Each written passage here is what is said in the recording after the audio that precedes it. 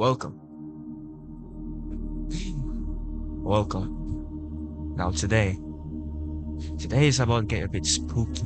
What's good, YouTube? It's your boy, KTK, with a brand new video, and a brand new day. And today, we are going to be reacting to Dr. Nowhere. We're going to be reacting to the lore of these interesting characters. These strange beings. Now, if you've never heard of Dr. Nowhere before, he's this guy that creates these strange monsters, and it's been quite viral for some time now.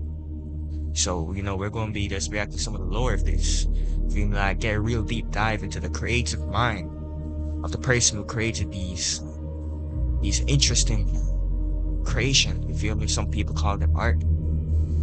So without further ado, let's get the video started. Alright, so we have the video right in front of us. This video was made by MA2, so go check him out. Let's get it. I'm honestly sad to say that I didn't realize how popular Dr. Nowhere was until I started seeing Minecraft Let's Plays surrounding the online horror channel. Never truly watching it for myself because these things look like something I would see in hell, and for my own well-being, they built like some of my friends, probably honestly. Shouldn't watch those. But I ain't gonna say too much though. By Silas Orion is honestly surprising. This surreal horror combines psychedelic depictions of entities you can even conjure up in your worst nightmares. Along with this, the storytelling and animation that we see Silas grow into as he progresses is outstanding. No, genuinely though, someone should check on him. Like, no one comes up with this. I could try my hardest and not come up with this stuff, man. Pushing the boundaries of modern online horror into something that still haunts my dreams, but is undoubtedly beautiful. So come with me as we explore the world of Dr. Nowhere, and I explain what exactly living in this world must be hell, man. Honestly, everything. Well, this might be hell. This isn't going to be your typical analog horror recap because Dr. Nowhere's channel doesn't follow a typical analog horror series format. The channel is full of differing stories that don't connect together. So sadly, not all of these horrific monsters are going to be seen in the same storyline, which might honestly be for the better, because when you begin to add too many things into a same shared universe, it can get really convoluted quickly. I'll only be focusing on the videos that have some mystery and sense of a story that needs further explanation, while others I'll leave up to you to watch and enjoy on your own. And I want to first start with the boiled ones. Even though I know technically Smilehood is the first videos to pop up on the channel, but those are more concept ideas, and I will circle back to those, I promise. But to me, the boiled one was so utterly disturbing. The boiled one that looks nasty. Is possibly the most recognizable image to come out of this channel, and in the description reads media curated and brought to you by WebView Industries, courtesy of Ephrata branch, with the words "you deserve to know, you deserve better" right underneath. The video opens up with a message where this media originates from. When I first saw the boiled ones, I couldn't sleep for weeks. I'm telling you. Like, I'll be going to bed and feel like there's something like watching me. And read Bible verse 91:10, which referring to the Bible, the line reads, "Shall no evil befall thee, neither shall any plague come nigh thy dwelling." As apparently we need some heavenly protection from whatever we are about to witness. The video starts out warning you of if you hear things beginning to speak in tongues, that you need to protect yourself, making use of earplugs and paper. Hey man, I hope you guys are protecting yourself. And we get a secret hidden message underneath the wording on the screen before fading out, reading, "I can't see this paper. I have no hand. I can hear the laughter of thousands. I can hear the feast. I cannot move, nor do I want to." Which is exactly opposite of what we are told to write down. The procedures to follow if this happens are calling authorities who will give you amnesthetics, which are memory wipers, more really based in the world of SCP. We then cut to August 13, 2003, titled The Tree of Heaven, where we learn about this 90s nature show targeted towards kids that taught them how to enjoy nature and be protected from it as well, before it was canceled in 2001 when the host passed. But on the aforementioned date, August 13th, the 13th episode aired before we are shown footage from said series, courtesy of the Ephrata branch again. Yo, I swear I heard something in my house, bro. And of course they copyrighted it. Yeah, bro, I'm getting scared. Serious? This video takes place in Pennsylvania, where the narrator talks to us about poison oak trees, or better known as the Tree of Heaven. And we learn how the broadcast was interrupted by a Fen 228, And we learned that Yo, during bro, the announcement, Fenn hold on, bro, spoke hold on, hold during on. the Let's take a break real quick. I'm scared. I can hear noises inside my house. If this video never gets uploaded, we know why. broadcast, and everybody, even if they spoke a different language than English, was able to understand it. At this stage, things aren't beginning to add up. Why would a company who knows the dangers of the video try to show it to people? And exactly what is it we need to know? But I'll have to save those thoughts for later because we are then shown the nature show rerun.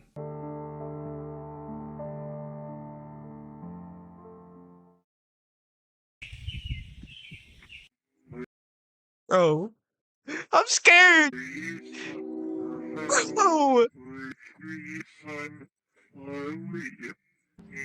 Oh, hell nah, bro. I don't want to watch this no more, dog. I don't watch this no more, bro. Oh, hell nah, bro. Yo, God forbid. Oh, shit, dog. That shit is creepy. Bro. Oh, hell nah, I'm dog. I not don't want even to do going to this no lie. more.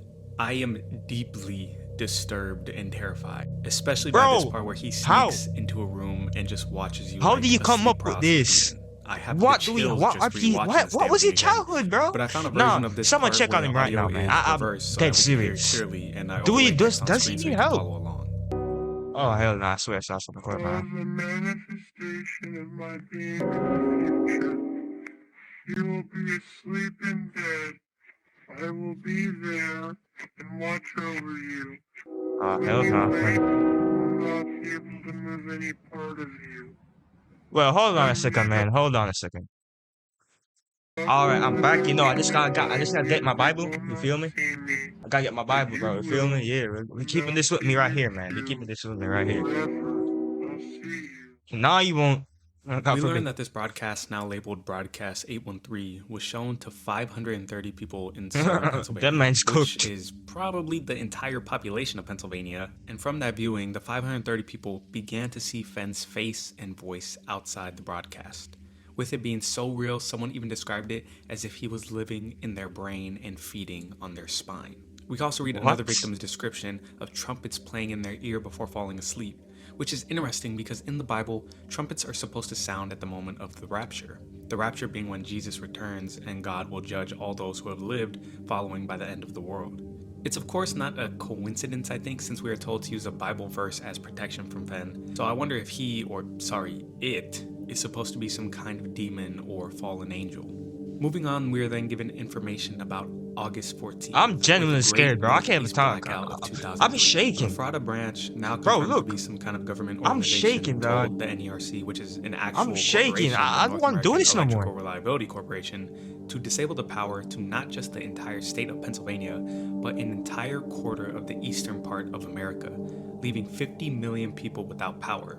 And this isn't fictional. This actually happened. Back in 2003, on the date mentioned, the power grid did actually fail, but it was due to an overworked system and bad maintenance, leading to a rolling effect of software failures, leaving many without power and even some deaths. I think this is great storytelling of Silas using an actual real-world disaster to add more layers of horror to his story. Following this, we soon learn of just how dangerous this broadcast was to the people it affected, as 509 or 96% of the people who watched the broadcast were left in an aware comatose state, known as pseudocoma, where your body cannot move, but you are aware of everything happening around you. You may know it better as locked-in syndrome, and this is a real neurological phenomenon that has affected people. But from the reverse broadcast, we know that this is a side effect of seeing Fenn. But what's worse is that we know that these people, while they're comatose, are probably seeing Fenn the entire time. But luckily, some of these victims were able to communicate through Morse code with their eyes, as that was the only thing they could control. Most of the interviews led to nothing except when it came to a Job Zamperini. A war veteran who was fluent in Morse code was interviewed in his home. From what I researched, it seems that Job seems to be based on Louis Zamperini, a real-life war veteran who was captured by the Japanese during World War II, where he and other prisoners were subject to torture at the hands of the Japanese. His story is actually told through the movie Unbroken. We learn that Fenn was basically haunting this man, as he felt an unholy spirit was watching him and threatening him. Again, this could Turn the play into cross the fact that upside this is down, some God kind of forbid. demon. We then watch an interview Job does with an Officer Gomez. Many of the people who have seen the broadcast that you saw on August the 13th described having vivid and upsetting hallucinations. Yeah, but they're Do you gonna go think to this sleep. is something your brain has created?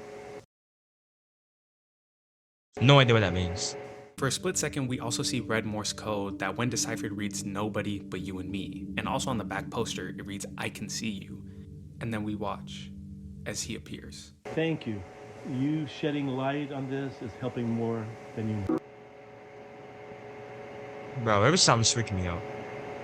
Oh no, bro. No, I'm not watching this shit. I'm closing my eyes, bro. Nah, bro, stop.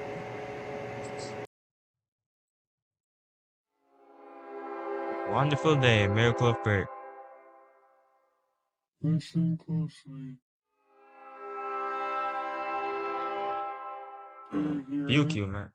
Ew, what is that? Nah, bro, that looks like something I can't say on YouTube, bro. Nah, bro, hold this, man. Hold this. See this? Yeah, this will protect me, man. The streams blood of life will pour down onto us all. Oh, is he jerking it? We will be Nah, bro, that looks like the inside of something, bro. I ain't gonna lie. together. Yeah, if I had Is to that watch it what too, it's so weeby? do you. But this last sequence is actually more important to the story than you might think, because it reveals what or who the Boiled One actually is.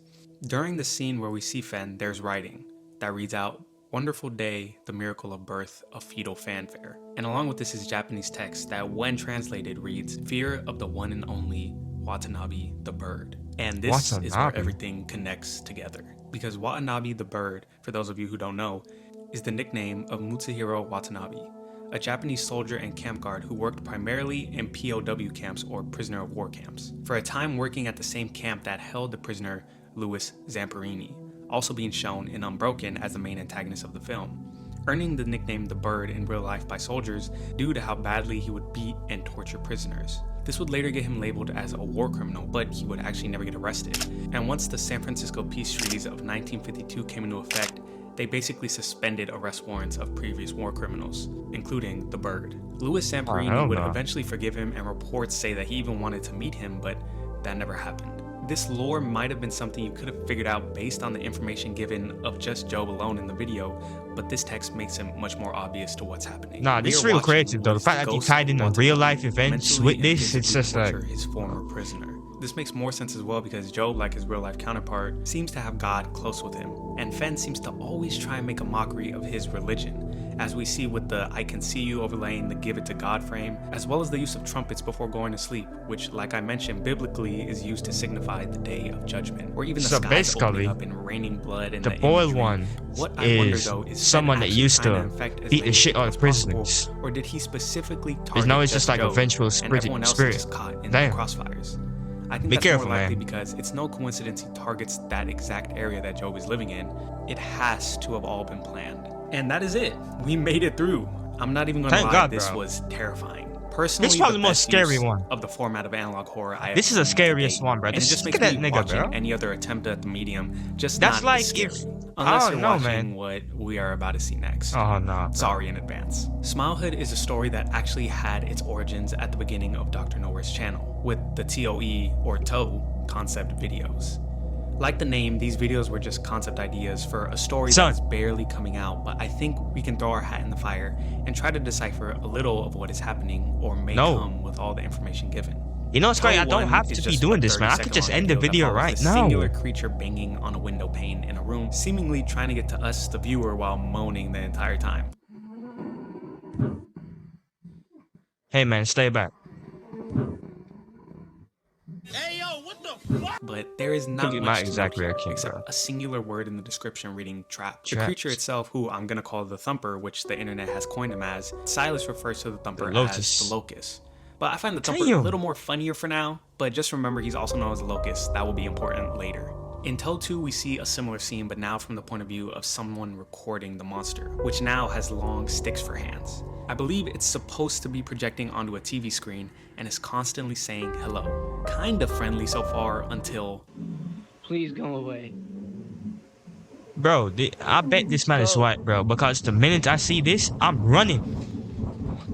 I don't know if running could do anything, but I'm running as fast The as I creature can. seems to break through the TV and into the real world. And as our protagonist hides, it's only a matter of time before. Oh my god, dog.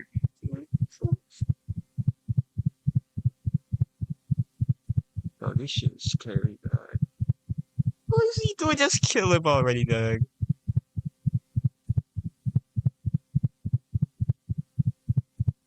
What is this shit no more?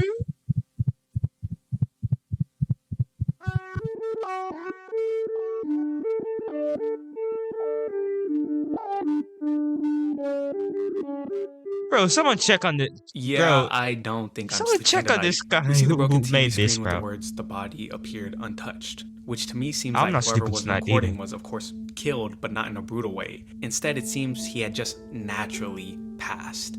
To me, this is typical analog horror tropes. Monster on the TV breaks through to attack a kid recording from his phone or video camera. It's clear to see why these are just concepts, but trust me, I First see of the all, vision. But so if far, I we have ever a seen this, monster I'm who running lives inside outside. TV I'm alerting screens the that whole seems to neighborhood. appear to people The whole randomly, neighborhood. and even breaking out of its entrapped space. Unless The you live in the middle of description also nowhere, gives us then yeah, a date, you're March 13th, you're 2005. cooked. And the tape seems to be released by an organization called the Organate Enterprise, or TOE for short, or if you want to get real deep, Organ 8.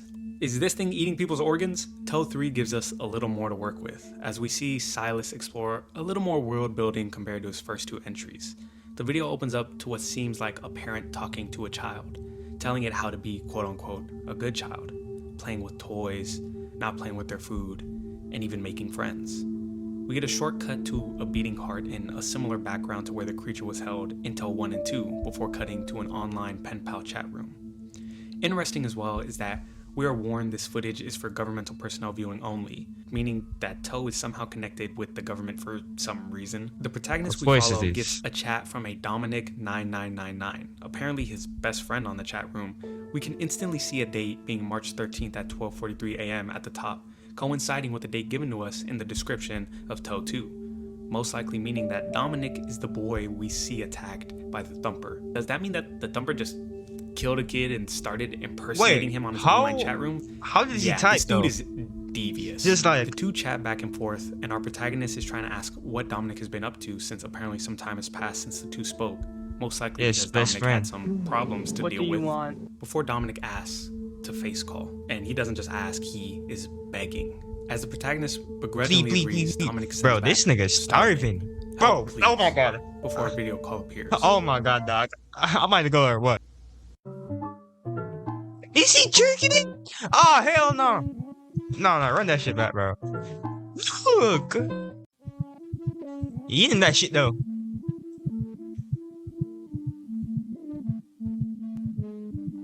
Well, that's You could always not just hang it good. up.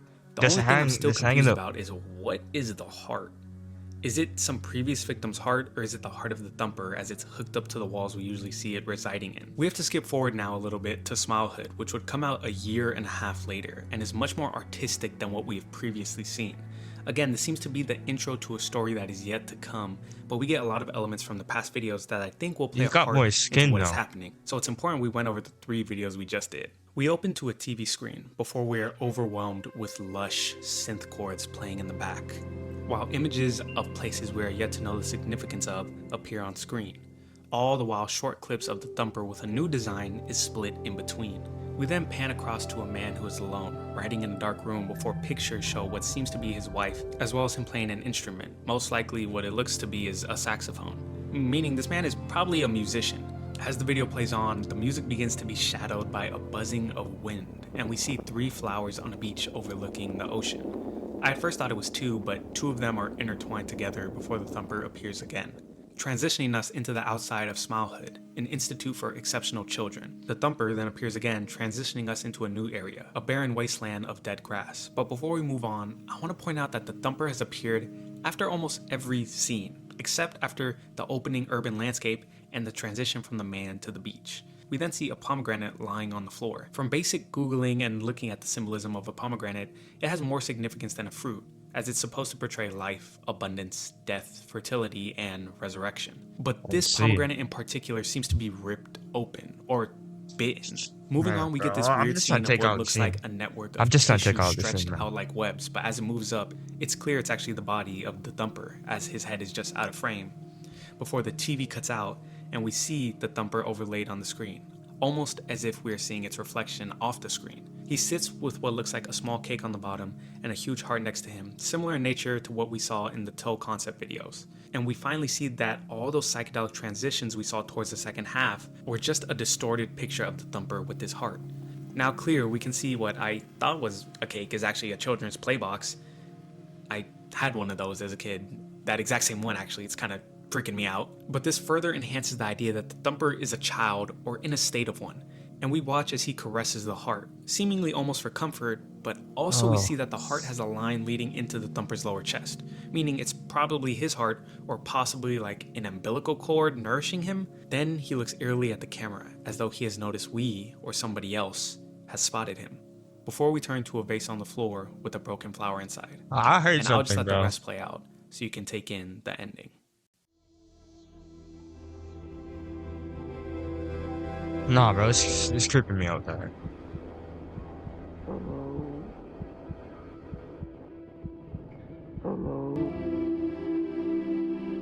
A lotus.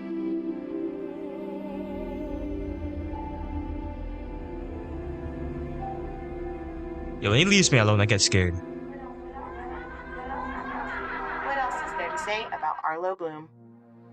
So it seems like I was right. The thumper does seem to get noticed and is responding to whoever's looking at him. We also see another flower, this time standing alone, with the sky similar to what we saw in front of the beach. And during this section, we also see a grasshopper, which is also known as a locust.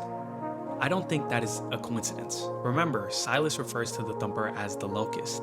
That moment in the house, when we see the man by himself, then transitioning to three flowers on the beach, I think is him reminiscing or possibly envisioning what life could have been like. That's why the thumper isn't present like he is with every other scene. It's a man thinking on a time he could have had with his family. Three of them, his wife, who I presume was in the picture, and their child. But here, we only see one flower, him, left, with the locust present. And if we really dive into the meaning of a locust historically, we know that across cultures it represents punishment, destruction, even robbers, especially biblically, as they were used by God during one of the 10 punishments on the people of Egypt, a plague against the Pharaoh for enslaving the Israelites. Interesting as well was that the last plague happened to be the death of the firstborn son. I don't want to say this story in particular is symbolism for the plagues, but the locust I think definitely is not coincidental. We also get this last scene of this man, who looks like a clown with a red nose and great hair on his sides. He actually looks like a young Pennywise in his heyday. The man is named Arlo Bloom, who I think is the man in the house, as they both have very red noses. Arlo seems to be of some importance, as we hear an announcer or narrator saying, "What else is there to say about Arlo Bloom?" Like he's being introduced or honored. Really, it's not a lot to go off of, but I think I do have an idea of what's happening. So from the concept videos, we know that the thumper Yo, is hold a on, I'll be childlike right back. monster I'll that back. traverses Should I through get TV some water? screens to attack and steal the organs of children, whether it's to eat or for some other reason, I'm not sure. But they are not disfigured. It is almost as if they one day just pass, as we know the bodies tend to be untouched except for the missing organs. From the Smilehood video, it seems that we are following an Arlo Bloom, a former musician who in his youth lost both his son and possibly even his wife. I say this because he still keeps her picture on the wall, which you probably wouldn't do for your divorced wife, but more likely you would if she happened to pass. But also notice there is no picture of a kid on the wall, which would be odd unless they happen to pass during childbirth. What if the locust possibly attacked the kid before it was born, leading to the death of not only the child, but the mother as well? Which is why we also see the pomegranate being ripped open. And I think we're gonna follow Arlo Bloom in his later years as he works as an entertainment clown at Smilehood Institute for Kids, working to cheer up children to fill the void that was left in him. And while there, I think the thumper or the locust may begin to appear again. Now, could that be a storyline? Yes, but I have no idea. All we can do is wait and see how that story unfolds, but extremely excited to see what Silas does with it. For the final and most recent video, I'll be talking about Desiderio. Desiderio, Desiderio means wish in Italian. In the description, we are actually given a good base of information before we even watch a second of the video. Fran Kiel, a lone hypochondriac, finally confronts the root of his illness. A hypochondriac is a person extremely worried to an anxious degree about their well-being or health, even with no physical evidence. This is usually categorized as an anxiety disorder, usually stemming from trauma. This episode more than any other feels like a fever dream, as we pan in on Fran, who is fixated on a speck of ash that fell from his chimney before. Ew! That guy looks like a meat stick. I'm sorry, man. I don't got YouTube Premium. What?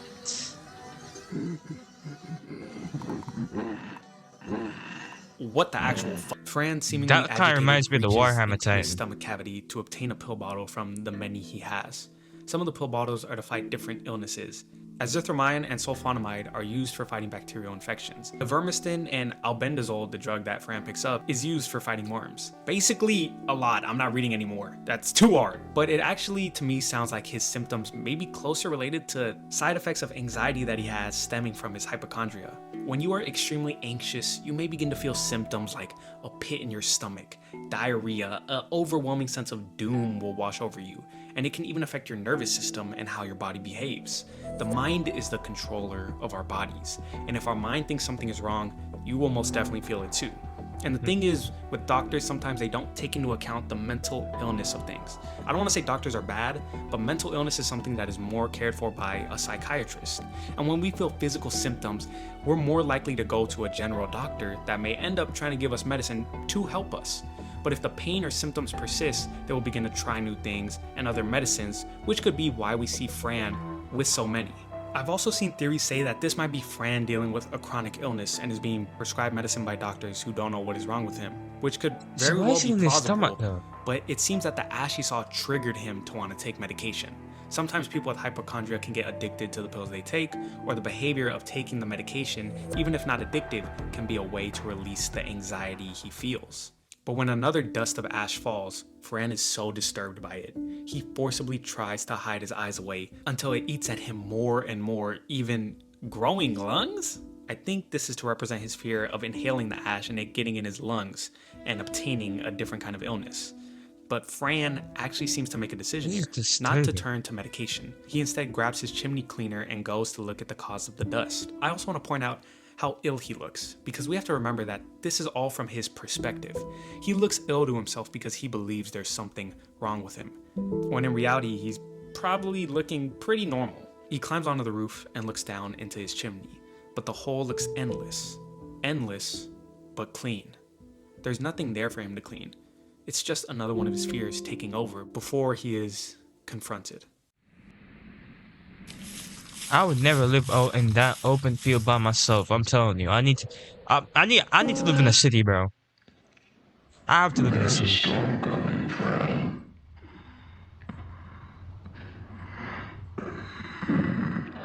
You know they'll never find out what's wrong with you. And even if they did, they're just gonna make you sicker. The doctor just wants to lie to you. They're gonna Ew, bro, stop. full of things that fix one problem and then make a worse one.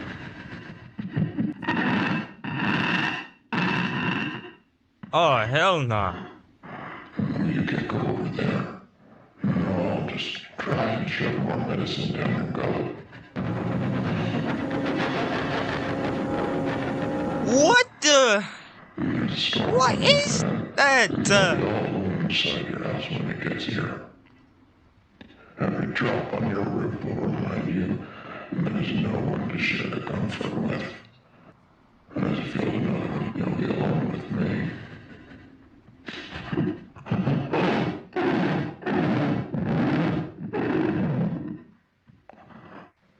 This is just a state. Don't you? You should be grateful to even be here.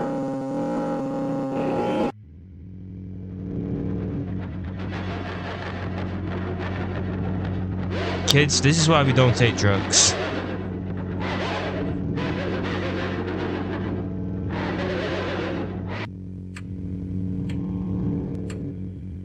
So, a lot to unpack. I let it play out for a while because I wanted you guys to get the full feeling of what is occurring in Fran's mind. So let's take it back for a second. First, in these quick frames, we see Fran is impaled with the tree inside him. Alright. Honestly, this one isn't scary as the first one was, but this is just it's just strange. It's like, what? How?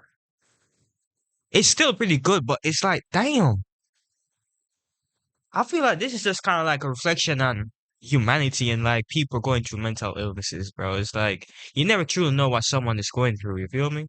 So it's like if you see like someone is like going through something, man, just check up on them from time to time, just make sure they're okay.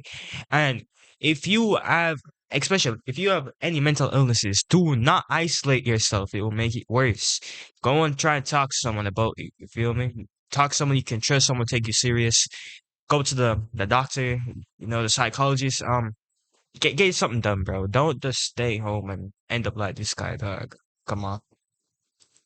This being the root of all his problems before we see a white web of root links appear on his head. I want to say this is the hypochondria appearing in his brain after his root trauma occurs. We then see that small white web in its full form, taking a grotesque shape of, honestly to me, it looks like a human body's central nervous system, which would make sense as this is Fran's system that is actively working against him. This is his hypochondria envisioned physically. The disease plays into Fran's worst fears, that the doctors really are not trying to help him, just pump him full of medicine, as well as mentioning over and over again that a storm is coming. Hypochondrias can sometimes feel an anxiousness as though something bad is on the horizons, leaving their body tense and in a state of worry. The storm is just a fear tactic the disease is using. He even begins to see the people in his city or even his life as places that could lead to disease. That's why I think they share the same pale skin and twisted ends as the disease. And we see this thing has become so deep. powerful over Fran's life that it is as though this thing is the real person and Fran himself is latching onto it. Where we then see a picture of a man who could be Fran, but it's a little hard to tell with a tree cut down. This moment here, I believe, has some connection to Fran's trauma, where someone or maybe even himself cut his life down, just like we see the tree. The deal in question, I believe, is actually the deal of how trauma works. When someone goes through something traumatic in life, their body deals with it in its own different ways. Fran's trauma is dealt with. Wait, hold on. Peak game though. You realize how his chest right here kind of looks like a face because see, 2 lines right here looks like closed eyes, but then you have the mouth right here. Come on, bro. Peak game. I'm catching this, man. I'm catching this. There ain't nothing escaping me. His hypochondria. That's the deal his body and mind has made. Those echoing words, "you should be grateful to even be here," is also interesting because it seems like almost a cope to accept Fran's situation.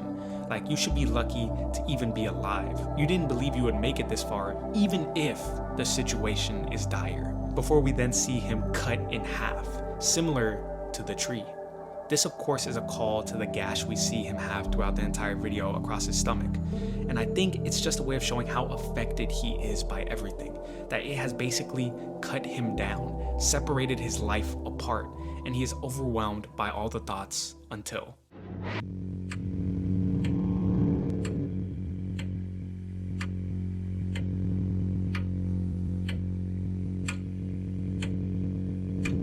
Oh my god, bro. He's crying.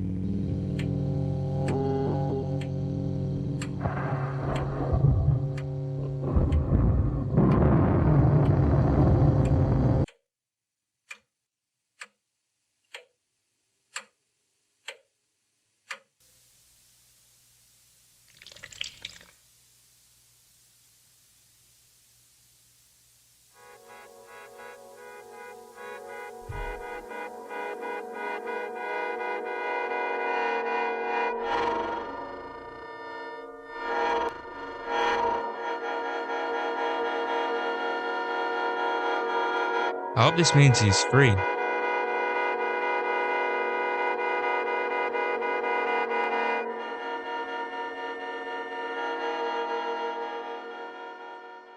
We return back, and Fran, now snapping back to reality and out of his mind, decides enough is enough and pulls out the disease from himself, seeing just how big it truly was inside of him, like a parasite. And here I believe we see Fran finally face his trauma, The disease itself looks exactly how it was right after his trauma first appeared. Him pulling it out of him is him accepting his past and deciding that he will start anew, shedding his past skin and, funnily enough, going through the chimney that once held the ash he feared, leaving his old self to wither away, and his inner self, which we can see is similar to the design of the disease with the branches, goes back to the original place of trauma, to be planted and start anew.